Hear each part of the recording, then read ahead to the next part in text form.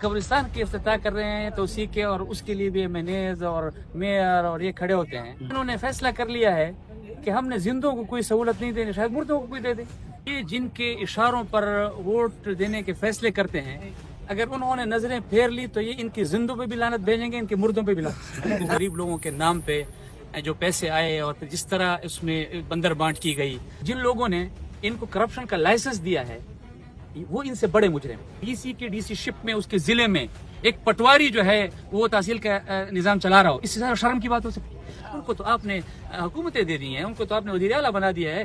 कहाँ आपका 9 मई और कहाँ आपका 9 मई का बयानिया है? जो लोग सिगरेट भी उधार के पैसों पे लिया करते थे वो भी मौलवियों को सदके के ताने दें, तो इससे ज्यादा शर्म की कोई बात नहीं हो सकती। मैंने साहिबान और एक तहसील मेयर साहब मौजूद थे और जिन उनके अंदर तो बाकायदा तौर पर खवातीन भी आई हुई थी। और मेगा प्रोजेक्ट का आपको शायद इल्म में आया हो, कब्रिस्तान का प्रोजेक्ट है ना, वो इफ्तिताह किया गया। सर क्या कहेंगे? कब्रिस्तान की इफ्तिताह कर रहे हैं तो उसी के और उसके लिए भी मैनेज और मेयर और ये खड़े होते हैं।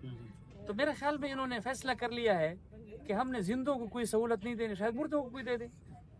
तो करने दें उनको, कोई किसी को तो दें, जिंदों को ना दे सके तो मुर्दों को दे दें। ये भी उनके हाथ से हो जाए, मेरे ख्याल में इनका लेवल इतना है। ये जिनके इशारों पर वोट देने के फैसले करते हैं, अगर उन्होंने नजरें फेर ली तो ये इनकी जिंदों पे भी लानत भेजेंगे, इनके मुर्दों पे भी लानत। जो कुछ रमजानुल मुबारक में इस तरह की करप्शन में हुआ है, जो लोगों को, गरीब लोगों के नाम पे जो पैसे आए और फिर जिस तरह उसमें बंदर बांट की गई और जिस तरह उसमें करप्शन की गई, यानी आप अंदाजा लगाएं कि न इनके किताब में ठेके महफूज हैं।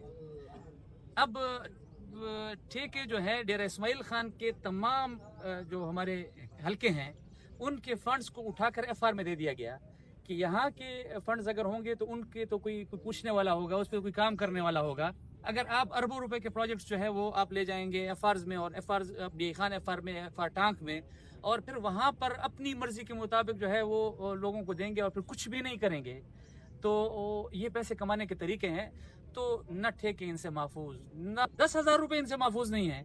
तो आप इनके करप्शन का अंदाजा लगा लें किस हद तक ये करप्शन कर रहे हैं। लेकिन एक बात है, मैं फिर एक दफा वाज़ेह तौर पर कहना चाहता हूँ कि जिन लोगों ने इनको करप्शन का लाइसेंस दिया है वो इनसे बड़े मुजरिम।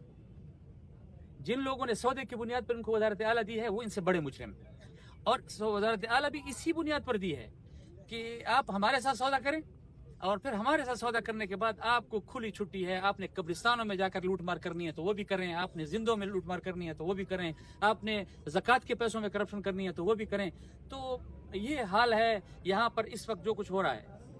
ये मेरे कहने की बात नहीं है, ये डेरा इस्माइल खान का एक एक फर्द उसकी गवाही दे रहा है कि यहाँ पे क्या हो रहा है। और ठेकों में जिस अंदाज की करप्शन हो रही है कि अब तो ठेके जो है खुलते भी अफसरान के घरों में हैं। डीसी साहबा को कहा जा रहा है कि इतने अरब रुपए की जो है वो आप इसकी अप्रूवल दें, जो उसकी कॉम्पिटेंसी में नहीं है, जो पीएनडी की गाइडलाइंस हैं तो वो उसकी डीडीसी कर नहीं सकती, लेकिन उनसे करवाई जा रही है। अगर इतनी ही बेबसी किसी सरकारी अफसर की होगी जिसे हमारी खातून डीसी की हैं, उनके डीसी शिप में एक पटवारी एक तहसील को चला रहा है। देखें फिर बात पीटीआई की आ गई।